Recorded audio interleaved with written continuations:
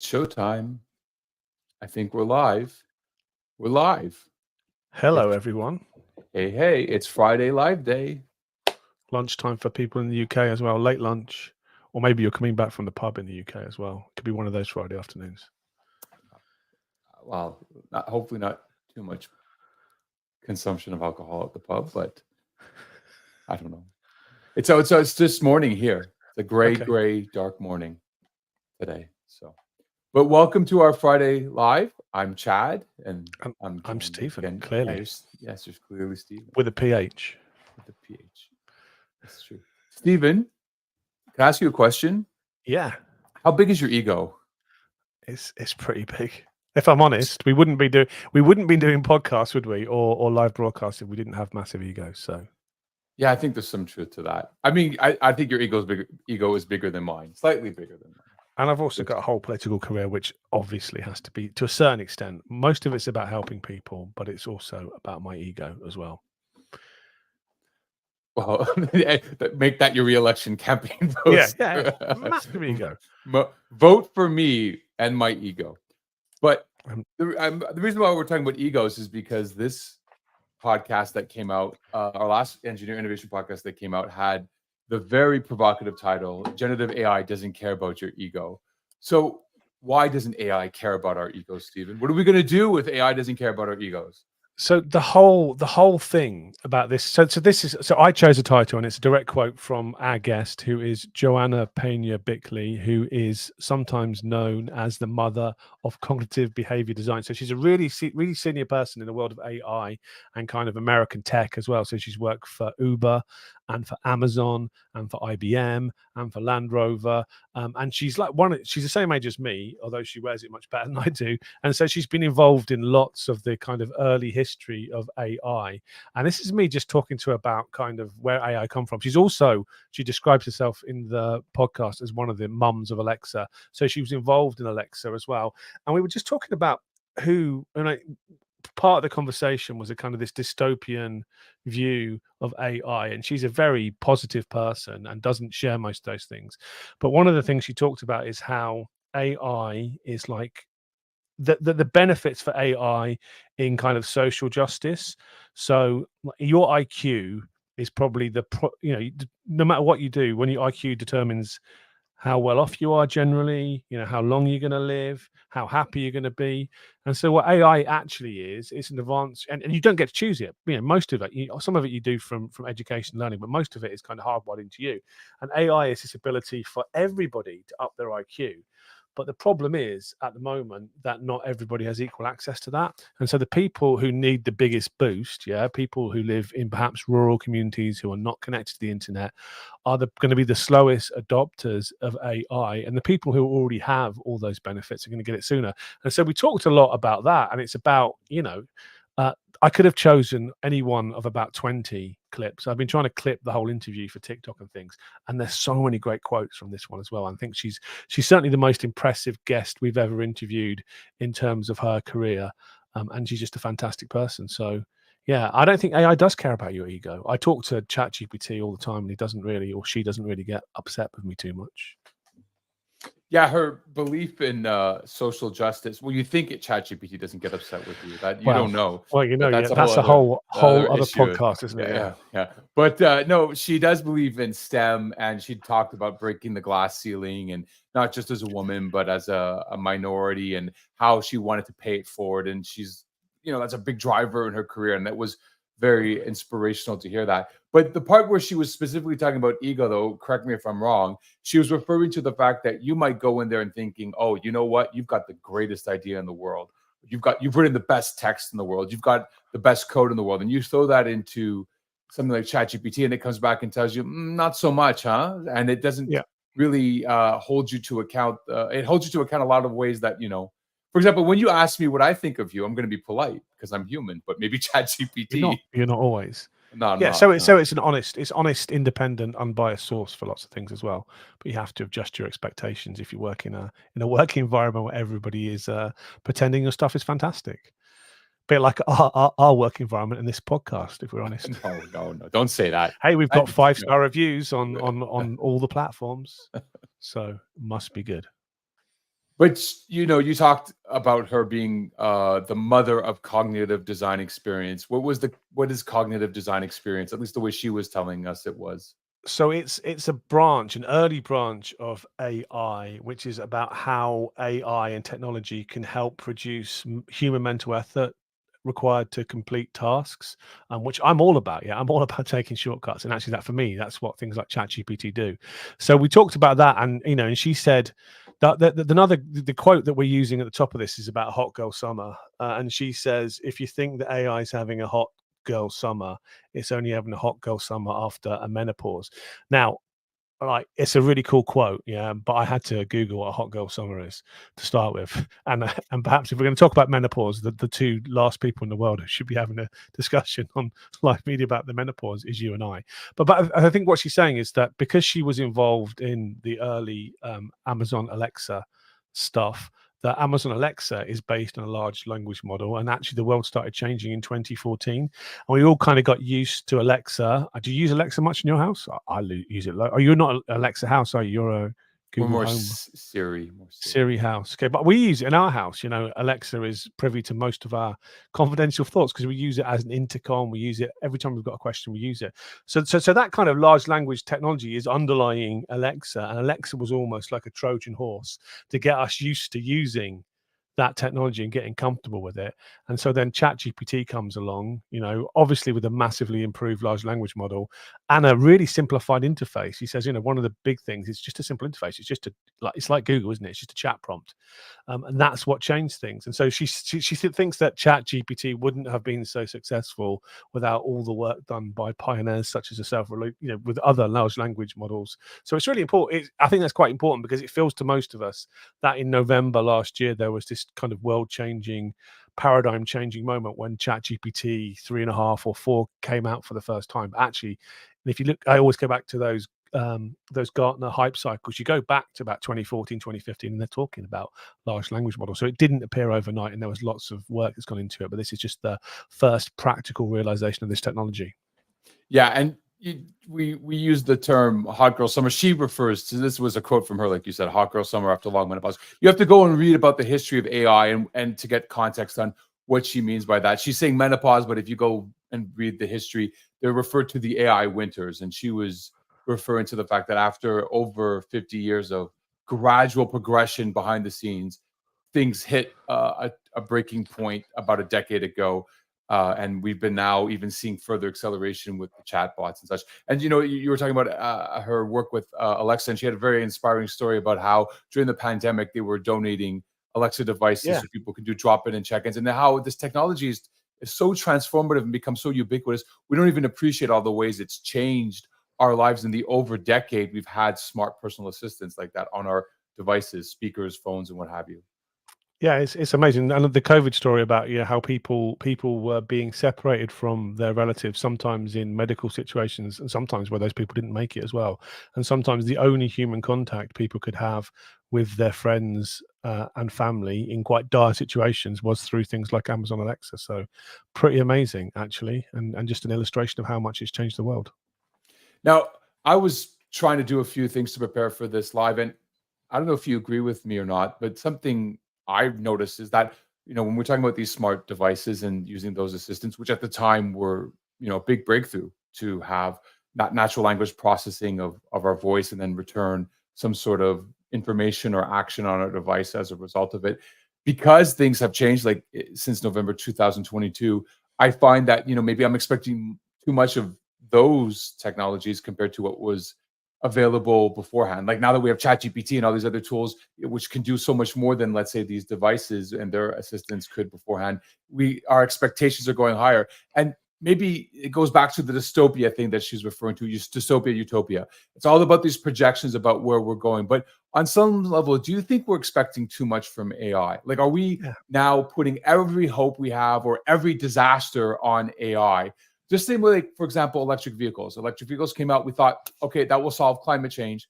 But obviously, it wasn't going to. It's only one part of a larger problem. Are we putting too much on AI, both on the positive and the negative now?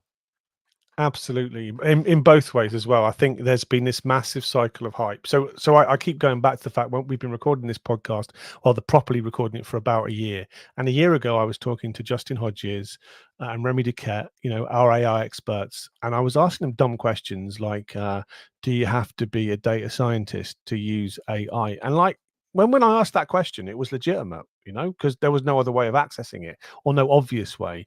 And now, like if you look at TikTok or YouTube, you just see everybody, well, not everybody, but lots of people interacting with it every day. And so, it's still a new thing. I think we're still finding the limitations.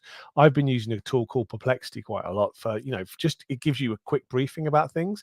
And it's really good at kind of condensing loads of information using ChatGPT and giving you a reference source, which is one of the things that ChatGPT lacks. But it's great until you suddenly find that sometimes it's wrong and some of the information which you rely on is wrong. And that's the issue. And I was listening to a podcast about AI, saying that AI is good at doing really complex things like winning chess games against grandmasters, or solving Navier-Stokes equations, doing these really big, difficult things. But it's not very good at doing the simple things, like, for example, catching a ball, or learning to drive. So, an adult can learn to drive in about 20 hours, and it takes, millions and millions of CPU cycles to try and chain automatic driving systems to level 5 kind of driving standards. Or, for example, like, emptying dishwasher, you can train, maybe your kids are too small, and I haven't trained my 22-year-old son how to do this properly yet, but you can, in principle, train a child to empty a dishwasher, in half an hour. Yeah. And AI can't do those things yet as well. And so there's this whole disparity about it can do some of the really difficult stuff, but it can't do the easy stuff.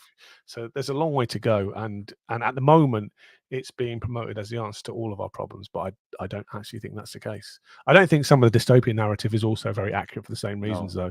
No.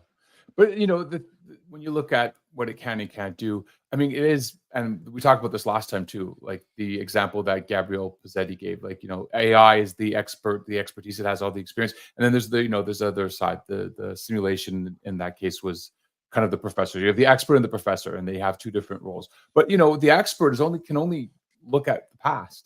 And as we know the past isn't always a good prediction of the future, right? So there's going to be limits to what AI can do just based on the nature of how it currently functions, without some sort of other leap in terms of its ability to.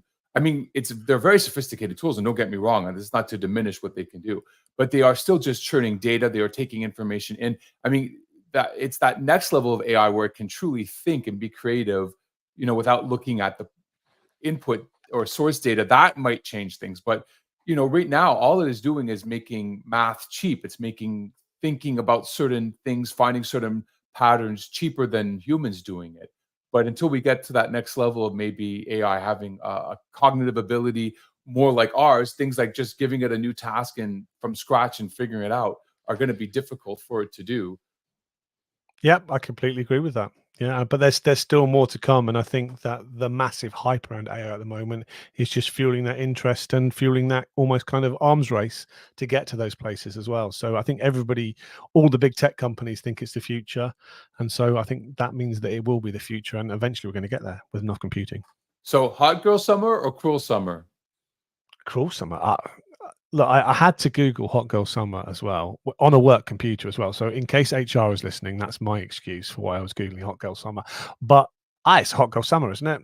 It's about being proud and open and showing off a bit. That's it. But I think that expectation will fade into the winter when we all put our leggings back on.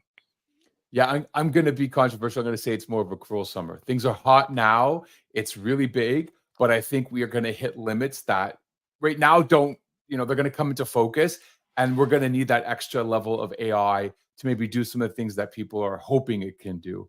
I mean, but that's, the only time will tell. We'll see. So check out the podcast. It's the Engineer Innovation Podcast, and the guest is Joanna Pena-Bickley. And I'm going to put, I don't know how, if it gets promoted to LinkedIn, I'm going to try and put the link in the chat. But if you just Google Engineer Innovation Podcast, it's the latest episode. Yes, please like, follow, subscribe, rate, leave a review, comment, contact us. Give your hot take on AI. We're always interested in engaging with our audience. Or your hot take and hot girl summers as well. Yeah. And again, not the lyrics so much No, as yeah, yeah. So, what else happened this week, Stephen? You tell me what were you? I had a really boring couple of weeks. What happened? Something really exciting happened to you, or Yeah, you're going to I'll claim give you this? a clue. I'll give you a clue what I was able to partake in. You went to a 3D movie, Jaws 3D from about 1982. That's No, exactly what it is. But it's not red and blue, so no. so No, I'm guessing. What? Tell me what you did, Chad. I was able to see the total eclipse this week because I was in an area where there was the path of totality, as they would Oh, refer to it. Yeah. So how I got to, often? How often does that happen? well, this was the first time in Montreal that we've had a lunar eclipse since over 80, 90 years. And the next one will be in 181 years. So not very often. That's the thing. They don't happen often in the same spot, but they apparently happen every day. I'm not going to keep those. I'm playing. You just introduced me to the horrible French version of Total Eclipse of the Heart, which is probably the most offensive song that I've ever heard. I love the original. This is terrible. So I'm not going to subject people to that as well. So how long? So how far did you have to drive to see it? Did you see it from your garden? Or I saw it from my garden. Have to drive anywhere. That's the beauty of where I am. So, but had I made the effort, I could have had a longer eclipse. So it was only so about a minute. I know people. So did it depend where you lived, whether you could see? Did people have to travel, or did people travel to go further, or could you see it across the whole of the mainland, North America? No, no, no, no. It was a very small, you know, line across the continent that was able to see it. So, for example, my parents live about 30 minutes from me, but they weren't in the path of totality. They would have seen just a partial eclipse. So I was really on the edge here. If you got closer to the middle of the line, I guess kind of more southern parts of Quebec, northern parts of Vermont and New York, you would have had a slightly longer eclipse time than here. So it was about a minute here, but the longest was 4 minutes and 30 seconds, I think. So you went out in the garden. Yeah, it Garden. was light, Yeah. then it was dark, and then it It was was light weird because again. it took a good hour for it. So you started about an hour before the total darkness. You could, if you wore the glasses, you could see the moon kind of gradually covering the sun. And then, yeah, that minute and a half of, well, not even quite a half, but a minute of the eclipse was beautiful. You could take off the glasses and look at it. And then, the moments leading up to it were also weird too, because everything started getting darker. It started getting cold. The birds and all the animals around us, you could hear that they were reacting. It was a weird shadow. Everything was casting an odd shadow. It was almost like looking at a shadow underwater, if that makes sense. Was it a spiritual experience? Did you feel moved inside your soul? Or was it like, it's just got a bit dark? No, but I heard someone described it like, imagine 1,000 years ago when you didn't know this was happening, and it was, all of a sudden this occurred in the middle of the day, and you saw the sun disappear, and you were looking at it, and then the next day you were blind. You might try to figure out what the heck happened. So knowing what was occurring, I think didn't diminish what was special about it, but it definitely, had a lot. There was a lot of buildup and anticipation for it. For weeks, we were hearing about it's coming, and then after a minute, it was done. So a lot of hype. It was beautiful to see, but it's kind of like, okay, and life continues. It didn't. Well, and obviously it didn't happen here as well. So I've just had loads of Americans and Canadians like all over social media talking about their fantastic experiences, and I've been like a bit meh. I'm pretty sure we had a total eclipse or a partial eclipse in 1999, and I forgot about it, and I was just walking through town and suddenly it happened. I was like, oh, that's interesting. And then wasn't a life-changing moment. An interesting thing about eclipses, though, obviously we can predict how the moon and the sun rotate around it.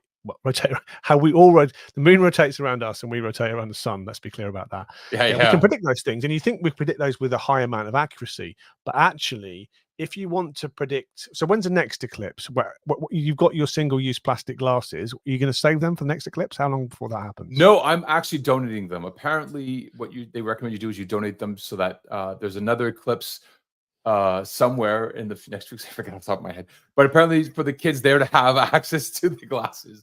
But that's the thing. There's pretty much an eclipse every few days somewhere. It's just not where you are. So they somewhere in South America, I think they're going to get an eclipse, and they're saying put your glasses in the mail and donate it to them. So next time where you live, how long before the next eclipse?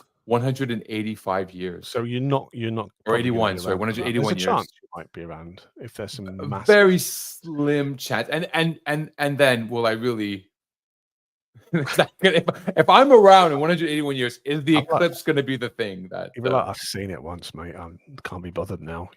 But the thing is that we can only predict when the eclipses are going to be. We can do it in the short term, but if you get beyond about 10,000 years, because of chaos, and we can't predict the exact, or we can't measure the exact location of the moon and the Earth around the sun, and there's a certain amount of uncertainties over about 10,000 years, those uncertainties build up, and then beyond that kind of time, we can't work it out anymore as well, which I think is really interesting. I love that whole thing about how small perturbations now mean that we can't predict. And like if you go to, but I think 10 million years in the future, we can't predict where any of the planets in the solar system are going to be. So there is kind of a prediction aspect to all of this as well, which I find quite interesting. Well, you were talking about this last time too. It was Same about with the the weather, weather. Yeah, yeah, exactly. It's almost that the same is, idea, right? yeah, Like a certain exactly the amount same of idea. time you could be Yeah. certain, but you go beyond that, and it's like, well, too many things could. And again, I was just saying that past does not necessarily dictate the future. You can't always tell what factors are going to come in and influence where we go. So 10,000 years. So we know you're saying we have a good understanding of how many eclipses will occur over the next. Yeah, up until about 10,000, but beyond then, we don't really know what day it will be on. I mean, and I guess as you get towards 10,000 years, also the uncertainty grows. So it'll be plus or minus a day or plus or minus an hour or something. So that's presuming that things stay the same. Do you think if we do colonize the moon, that wouldn't influence that? Do you think? I would say there's a chance that might influence the path the moon, the orbital path of the moon. If you start having all this extra, people, materials building up a whole. Not significantly. The moon's moving You away. don't think so? After about, If we change the atmosphere of the moon, you don't think that's going to? I don't know. Let's blame it all on Elon. What who knows? Who knows? You don't think so? I guess it might. There is no atmosphere, so there's no friction at the moment. I don't know. I'd have to do the maths, to be honest, Chad. But I think over 10,000 years, that those little changes might. So we'll have to see. I did see something interesting this week. They're trying to get an international agreement on having a lunar time zone created, so we could all agree on what time it is on the moon. And does it change twice a year as well? Because that's really annoying. It's a really annoying thing between you and I, isn't it? Is that sometimes we're out of sync by an hour. So imagine if we have to change our 4 times to adjust for the moon. We have to change our time. That's kind of really, but apparently time is it faster on the moon? Time goes by faster on the moon, if I remember what they were saying. So that's why we have to have a time zone. Because apparently, if you put an atomic clock on the moon, it's going to be 56 milliseconds faster than it is. Because it's the faster you go, the more time dilation you get, and I guess because it's further out from the Earth and spinning around the Earth, that it goes a bit faster than the Earth in the ways that on the edge of a big circle, anything that's rotating will and there's an omega r squared thing going on, so it probably is rotating faster, which means that probably there's a bit more time dilation. Anyway, enough speculation about the moon and time dilation. Well, that's what everyone's tuning in for. I think that's what. So, Chad, what is the next episode of the Engineer Innovation Podcast coming out this Wednesday, isn't it? Yes, I think so. It's all about the moon and time dilation. We go all in. We spend the whole nature, though, isn't it? It's a rare. It is actually, yeah. It's a completely. So we've had a couple of episodes on AI come out. This episode coming out was with Professor Mark Price, and his idea was to explore in engineering, in design, in all of these activities, are there natural forces that are present that would essentially guide how these projects would form if we let them run their course? So we look at design as a very systematic and, ABC process, and we look at the same thing with the engineering that comes afterwards. But is there a different way that these things could be thought of? Like, can we rethink the whole process the same way we say evolution guides how life evolved on this planet? Would there be something similar in design and engineering? Is there forces beyond human control that would, for lack of a better word, that would define how a project would evolve? So he has done some research in that area, and he shares what his current work is on and what some of his insights are on this theory. So what sort of technology is he applying this kind of natural process too. It's more studying the process than applying a technology. So this is still kind of observation and trying to understand how forces work in these types of projects, for lack of a better word. But we do talk about artificial intelligence as well, because that's a tool perhaps for him to take all this information and process it, because there's a lot of data to look at here. Yeah, it's one of the things that as a human that you can't really get your head around. It's the timescales of evolution, isn't it? And how evolution basically progresses because of random mutations. Most of those random mutations will make you worse and kill you, and some of them will make you better and give you a longer life and more opportunity to reproduce, if you believe in evolution. And those, so I guess I love the way that evolution basically progresses by a series of random kind of mistakes. And actually, having been involved in engineering for 30 years, that's sometimes the case as well. It's not always the things you think you're doing that improve designs, it's sometimes the mistakes. There was a talk, I remember that, it's probably apocryphal, but a story of a Formula One car in a wind tunnel, and the glue failed on the side pops and they kind of slumped down a bit. And when that happened, the drag or the downforce, drag decreased or downforce increased, and like they found a better solution because the glue melted. Those kind of stories. I think that if you look into the history of innovation, you'll find there's lots of those kind of accidental discoveries, which are often as important as deliberate ones. So yeah, that's really exciting. We learn more from failure than success, they say, right? Yeah, which is welcome to the Engineer Innovation Podcast. That's we're working on the success part, but the failure part, we've got that. Absolutely. It's the learning part. Oh, we're supposed to learn something. That's terrible. We shouldn't be so self-deprecating. You said mutation. That's a big thing for you. You believe in mutation? Do you believe in the whole X-Men thing?